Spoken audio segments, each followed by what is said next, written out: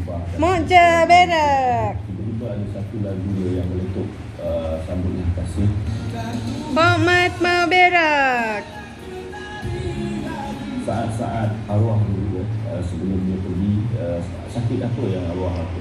Doktor cakap jantung sebab dia meninggal dalam tidur. Kata-kata terakhir dia Yeay. hanya bagi tahu pihak isteri memang akan datang ke rumah, tapi dia pun tak sempat. Siapa mau makan ini?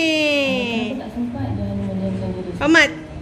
Pomat. Sama ini Mau makan yang? nak serahkan suara. Yeay, Pomat mau makan.